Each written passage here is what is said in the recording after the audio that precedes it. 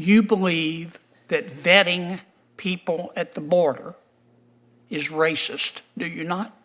No, I've never said that. I believe that having secure borders is important, and we have processes that allow individuals to come into the country the right way. Absolutely. You believe that people should be able to violate federal immigration laws without consequences, don't you? No, sir, I do not. I believe that anyone who violates federal or state law needs to be held accountable, and there need to be consequences. You don't believe in cooperating with ICE, do you?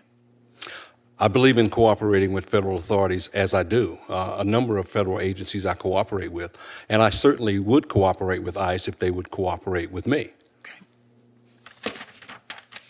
Welcome back to the channel, everybody. If you love keeping up with American politics, you already know that congressional committee hearings can either be incredibly boring or absolutely explosive.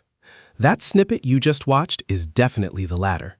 We are looking at Senator John Kennedy from Louisiana going head-to-head with a local sheriff over immigration enforcement. And my immediate thought is just, wow, Kennedy really knows how to set a trap.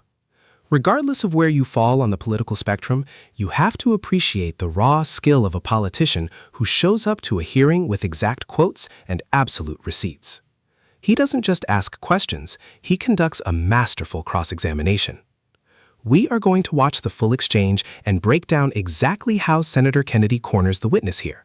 But before we get into the main reaction, please do me a huge favor. Smash that like button, subscribe to the channel, and drop a comment below letting me know what you think of Senator Kennedy's questioning style. It really helps the channel grow, and I love reading your takes. Let's roll the tape. You believe that vetting people at the border is racist, do you not? No, I've never said that. I believe that having secure borders is important, and we have processes that allow individuals to come into the country the right way. Absolutely. You believe that people should be able to violate federal immigration laws without consequences, don't you? No, sir, I do not. I believe that anyone who violates federal or state law needs to be held accountable, and there need to be consequences. You don't believe in cooperating with ICE, do you? I believe in cooperating with federal authorities, as I do. A number of federal agencies I cooperate with, and I certainly would cooperate with ICE if they would cooperate with me. Okay. You were elected in 2018, Sheriff, is that right? That's correct. Okay. On April 18, 2018, you gave an interview with a media organization called Indie Week. Do you remember that? I'm familiar with the paper, yes. Okay. Here's what you said. I'm quoting you, your words, not mine. I disagree with the incumbent sheriffs, that's the guy you beat, with the incumbent sheriff's cooperation with ICE. I will make a clear and uncompromising commitment to not cooperate with ICE. As sheriff, I will not honor ICE detainers, and we will not participate in ICE roundups, end quote. Did I read that correctly? Yes, sir. Okay. In April of last year, you spoke to a group of ICE employees. Do you remember that? Not particularly, no. Okay, well, there was an article in a media organization, a media entity called the Assembly. Are you familiar with them? Do you remember? I've heard of the Assembly, yes. Yeah, do you remember giving them an interview? I give several interviews. Sure. Yeah. I actually don't remember that particular one, but I'm... Okay. Well, here's what you said in the interview, apparently on the record. These ICE employees that you spoke to, you were referencing them, and you said, quote, they, these ICE officials, asked me, so Sheriff, if someone is about to be released from your jail and the detainer is about to expire, you will call us and let us know? What was my answer, you said? No, because that's not what the law says. No, I will not call ICE. End quote. Did I read that correctly? Yes, you did. Okay. And, sir, Senator, that was before the new law, which is now House Bill 318, which requires me to make that second phone call. Right. Yeah. Prior to that, it was not state law, which I follow and all my deputies follow. Sure. And so now we do make that second phone call. But ICE agents are notified whenever someone is entered processed into my jail. Do you need some water? Because I think your pants are on fire. Okay. Do you remember a gentleman by the name of Carlos Heriberto Mendoza Martinez? Not right off, sir, no. Okay. Sheriff, you should. He was in our country illegally from Mexico. He was in a street gang. Back in Mexico, he was convicted of manslaughter. And he was in your jail. And because in 2021 and 2024, Mr. Martinez was arrested for assaulting a woman and domestic violence.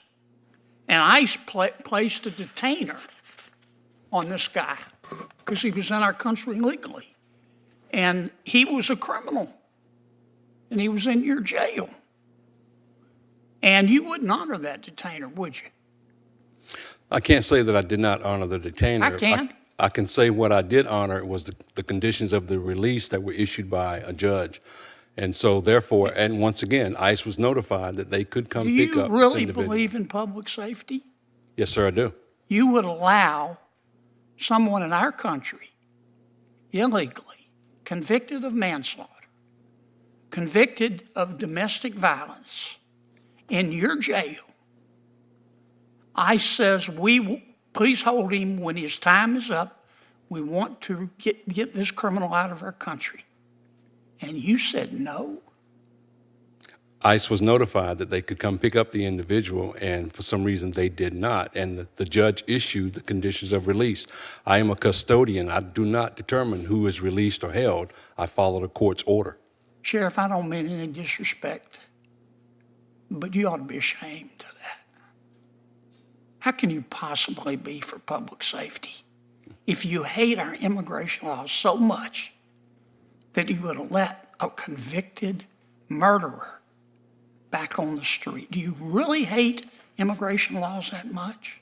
Senator, it's not a matter of that I hate immigration law. You could have fooled me, Sheriff. Thank you, sir. Yes, sir. Thank you for your service. All right, wow. Let's break down what we just watched because that was a masterclass in political oversight and holding public officials accountable.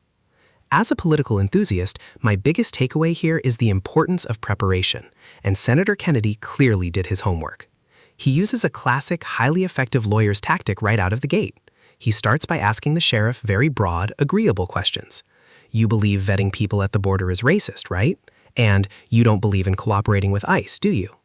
Naturally, the sheriff gives the safe, politically polished answers. He says he believes in secure borders, he believes in accountability, and he claims he certainly cooperates with federal authorities like ICE.